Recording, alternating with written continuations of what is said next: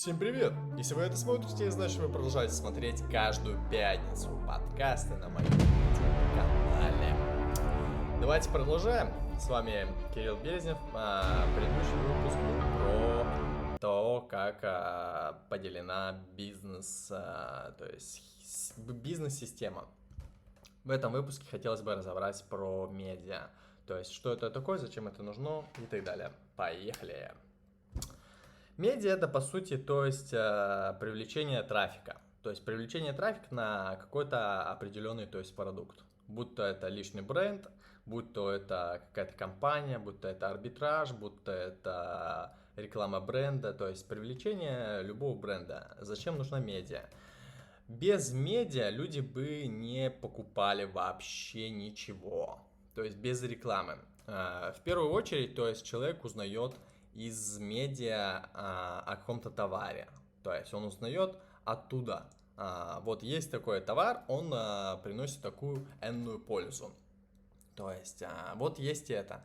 Потому что человек по своей природе, то есть покупает только то, что вызывает у него эмоцию. То есть вызвало у него эмоцию, он это будет покупать. Он не покупает головой. То есть большинство людей не покупают, не анализируют в своей голове, вот, нужно ли мне это покупать или не нужно мне это покупать, зачем мне это нужно, что мне это даст, какую иллюзию мне это даст, буду ли это покупать, что мне это откроет и так далее. Люди покупают, захотел, и все. То есть, почему захотел, в большинстве случаев не понимают.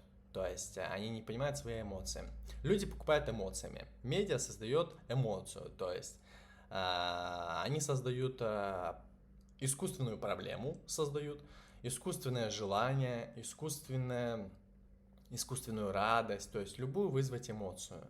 И если долго вызывать, то есть одну эмоцию для определенного продукта, рано или поздно человек придет и купит. По такой же схеме действуют любые бренды, от Apple до самых вообще ноунеймов, от любых огромных личных брендов до самых малых личных брендов. Определились, зачем нужно вообще медиа. Зачем нужен личный бренд? То есть, вот что он мне дает? Ну, предположим, к примеру, вы обычный разработчик или обычный предприниматель. То есть, что дает разработчику личный бренд? Личный бренд, как по своей сути, дает тебе массу плюшек. То есть, основные плюшки его о том, что твоя личность фигурируется в интернете, в метапространстве. То есть, если ты просто разработчик, да, в какой-то энной компании, ты работаешь, получаешь зарплату, думаешь, что у тебя все безопасно и все стабильно, но в случае увольнения, то есть в случае покидания компании, кроме того, что у тебя остается только строчка в резюме, что ты проработал там с такого года по такой год в какой-то энной компании, что кто-то может это подтвердить, и кроме зарплаты у тебя больше ничего нет. То есть у тебя никаких активов нету. То есть вообще никаких. Это в целом ключевые факторы ошибок у любых наемных рабочих. То есть наемные рабочие не создают активов никаких, в отличие от предпринимателей. Они только пользуются временными активами. То есть человек пошел работать в условный Google, он работает там разработчиком, он там крутой, там среди других разработчиков, но в случае увольнения ни больше, ни меньше это остается просто строчка резюме. Он работал в Google. Ну, хорошо, работал в Google. Пойдет в другую компанию, кто-то увидит, вау, он работал в Google, ну, дадим ему зарплату $3500. Вау! То есть все в целом. То есть наемный рабочий пользуется чужими активами. Предприниматель создает свои активы. Основной ключевой фактор. Личный бренд вам дает, по сути, огромный актив. Если ты просто наемный рабочий, у тебя будет гораздо больше зарплата приноситься. Ты считаться будешь экспертом. К примеру, есть множество факторов, есть множество людей, которые ничем не отличаются от других разработчиков, но только потому, что у них есть медиа, То есть они становятся некими экспертами мнения. Не потому, что они реально больше знают. Любой ноунейм разработчик может и больше знать, да, которая популярная личность. Он гораздо может больше знать. Но только потому, что у него есть медиа, все думают, что он эксперт. А если он эксперт, значит, он должен больше получать. То есть наемным рабочим дается, по сути, гораздо больше зарплат, больше плюшек дается. Ты можешь с легкостью поменять, по сути, любую компанию, даже любой рынок. Если у тебя медиа заточена под глобальность, то есть русский, английский, там, китайский, тайский и так далее, благо с искусственным интеллектом это можно сделать как два пальца об асфальт, то тебе нипочем работал где-нибудь в России, в Украине, переехал в Европу, работаешь там, ищешь компанию, не ищешь компанию годами, там, или захотел в Бразилию переехал, захотел на Запад переехал, можешь получать спокойно визы. То есть, если любой ноунейм разработчик будет подаваться, допустим, там на визу в США, то в большей вероятности ему откажут. Если ты медиаличность, то в большей вероятности тебе одобрят, потому что ты медиаличность, ты актив. То есть, а актив нужен любым странам. Поэтому, по сути, для наемных рабочих медиа это и дает. Что дает для предпринимателя? Для предпринимателя дает огромный пласт клиентов, огромный пласт рекламы. То есть ему не нужно просто брать и просто вот запускать рекламы. Я знаю кучу маркетологов, я сам работал в маркетинге, и ты запускаешь через эти кабинеты покупные постоянные, Facebook, Google Яак и все остальные маркетинговые кабинеты, запускаешь рекламу на какой-то продукт, трафик идет, и с каждым месяцем тебе нужно больше денег вливать на продукт, чтобы больше клиентов шло, и ты с каждым месяцем начинаешь с нуля. То есть реклама круто, но это невыгодно, потому что тебе каждый месяц нужно начинать, по сути, с нуля. Ты каждый месяц начинаешь с нуля лить рекламу. Личный бренд дает тут огромную плюшку, что ты можешь, по сути, рекламировать любой свой продукт, и тебе не нужно с нуля. То есть твой личный бренд, к примеру, с нуля построился до единицы, все, тебе не нужно с единицы до нуля прыгать, ты уже на единице. И с единицы до пятерки, до десятки, до двадцатки, до тридцатки и так далее, и так далее. И самый важный фактор, что люди не покупают решение какой-то энной проблемы. То есть люди не покупают сам продукт или ценность. Люди покупают в большинстве случаев миф. Что такое миф, вы можете посмотреть в предыдущем подкасте. Люди покупают миф и энергию человека. Если один и тот же продукт будет делаться от двух разных человек, от условного ноунейма и до, к примеру, Илона Маска, то есть один человек делает ноунейм продукт open source с нейрочипами, симбиозом, искусственным интеллектом, и он будет децентрализованный. Или Илон Маск будет делать централизованную систему, симбиоз с искусственным интеллектом и так далее. Чей продукт больше всего взлетит? То есть с точки зрения клиентов и прибыли. Ну, скорее всего, Илона Маска, потому что люди будут покупать, то есть не сам продукт, не сам решение этой проблемы, а люди будут покупать энергию Илона Маска, что это от Илона Маска. И все. Также в большинстве случаев ты можешь, к примеру, Илон берет в Твиттере у себя пишет: кто хотел бы купить телефон от Теслы? Все, там тысячи, миллионы уже сразу выстроенных покупателей, которые готовы у тебя купить. То есть они покупают таким образом энергию Илона Маска. В этом случае личный бренд тебе помогает спокойно продвигать свои проекты. Тебе не нужно тратить огромное количество денег на рекламы, разбираться с банами, каждый месяц начинать с нуля. Ты можешь просто спокойно через личный бренд просто пингануть, отправить, и твой продукт уже в большей вероятности взлетит. Это и дает, собственно, личный бренд. Давайте разберем тогда, как его вообще строить. То есть тут есть несколько факторов. Возможно, эта серия будет продолжительность несколько частей, потому что мы не успеваем по времени. Так что следите. Тут есть несколько факторов. личного бренда. В личном бренде в первую очередь очень важно иметь буфер. Буфер — это условная подушка твоего контента. То есть, если ты будешь делать условно там, к примеру, каждый там четверг подкаст для пятницы, как у меня на канале, то ты постоянно зависишь от настроения, от эмоций. Тебе постоянно нужно иметь хорошие эмоции, чтобы что-то сделать к пятнице. То есть точно так же с деньгами. Если у тебя нет никакой подушки, то ты постоянно зависишь от своего бизнеса, от своего, получается, работодателя и так далее, и так далее. То есть буфер — это подушка.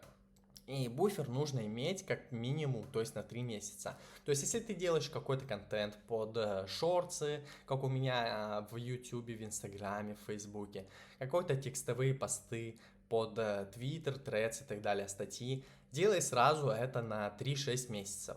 То есть это даст тебе огромный пласт. Даже если с тобой что-то случится, даже если ты не захочешь больше делать, ты выгоришь или еще что-то, ты не зависишь от контента, потому что ты уже сделал на условный 6 месяцев вперед.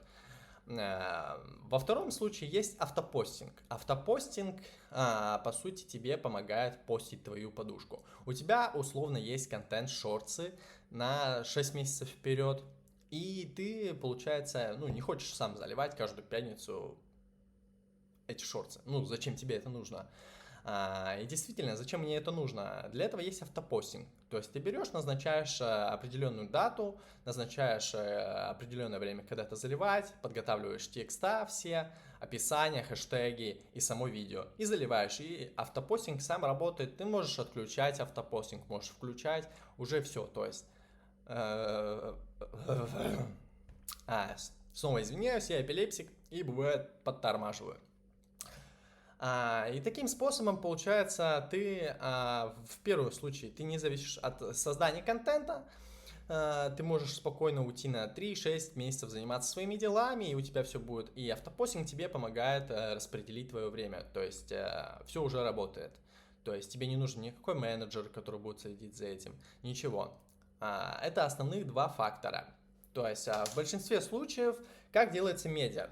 То есть ты создаешь новый нулевой аккаунт, условно, допустим, с YouTube шортсами. Если ты будешь постить просто по один шортс, там, один в день, да, там, допустим, с понедельника по пятницу 5 шортсов запустил, а в субботу пропал, в воскресенье пропал, в понедельник пропал, потом со вторника снова начал постить шортсы по одному в день. Таким образом, ты никогда личный бренд не построишь, потому что личный бренд строится, как и любая система, то есть медиа или бизнес строится системно, то есть систематические действия должны быть. И систематические действия не должны зависеть от самого человека, чтобы он в случае каких-то казусных ситуаций, его система, не сгорела. Иначе данная система зависит от человека, а это уже очень плохо.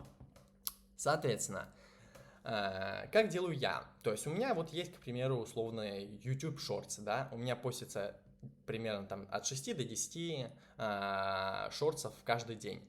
То есть автопостинг постит каждый день 10 шортсов, 10 шортсов, 10 шортсов, 10 шортсов, 10 шортсов, 10 шортсов. То есть и таким боком систематические действия, даже с искусственным интеллектом, которые не имеют, к примеру, там какого-то смысла или не имеют еще что-то, они набирают просмотры, набирают.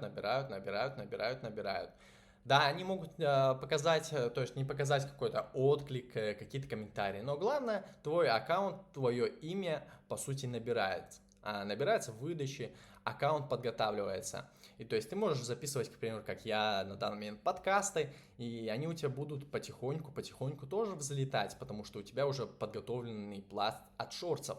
То есть таким боком набивается система. Точно так же в Threads, то есть ты берешь через автопостинг 10, к примеру, 10 текстовых постов каждый день постишь,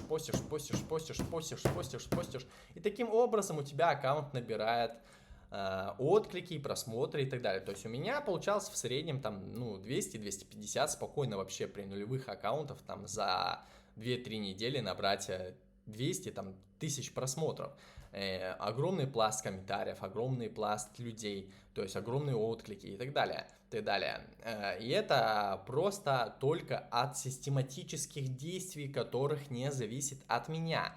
То есть основной фактор, чтобы построить личный бренд, нужна систематические действия. То есть многие простые люди называют это дисциплиной, но я думаю, что это скорее не дисциплина. Дисциплина это когда ты, вот допустим, дисциплина это ты ходишь в зал, да, как там понедельник, среда, пятница, и себя подготавливаешь через не хочу, через хочу, через плохое настроение каждый раз, вот это дисциплина. А систематические действия, системное мышление, то есть ты можешь подготовить так, что условно твое тело ходит в зал, но без тебя, только в медиа. Получается, в медиа, в бизнесе и так далее, и так далее. То есть система есть, система работает, приносит какие-то результаты, то есть n результаты, и все хорошо, все строится. То есть таким боком у тебя выстраивается личный бренд. Для этого не получится. Главное тут факторы. Не кануть в хайп. То есть большинство людей хотят, типа, ой, я сейчас хочу быстро там хайпануть и все. И вот много у меня было примеров за моей историей, что человек хайпанул где-нибудь и все, и пропал, забыл, не выдержал или еще что-то. То есть легче идти медленно, но то есть на долгий срок постоянно, то есть. Потому что выживает не самый сильный, не самый умный человек, а выживает самый дальновидный. То есть тот, кто дальше видит всех, и тот, кто сверхадаптируется к изменениям. Вот такой человек выживает, такой человек получает любые успехи, любые деньги, любые медиа и так далее. То есть это основной фактор, по сути, постройки медиа. Сюда можно еще добавить вовлечение, то есть это, по сути, твоя харизма, как ты разговариваешь с людьми, вывести человека на эмоции, то есть триггеры, крючки, чтобы, допустим, там с первых секунд условно человек взял и такой, ой, мне это нравится, ну-ка, дай я посмотрю там, или ой, какой-то там странный человек, дай-ка я гляну, там, ой, у него там что-то не так, ой, он какой-то там дурачок. То есть это вот просто обычный крючок, чтобы человек продолжил дальше смотреть. Таким боком выстраивается система. То есть медиасистема, я рассказал в этом выпуске, для чего она нужна, как она строится. Если у вас есть какие-то вопросы, я буду продолжать говорить именно по теме медиа. Если нет, то буду идти по своему плану, выстраивать дальше подкасты. Им, возможно, в будущем раскрываю еще более глубже, то есть определенную тему с бизнесом или с медиа, или с любыми другими моими будущими темами. Всем хорошего вечера, всем добра, пишите с любовью, я вроде окей.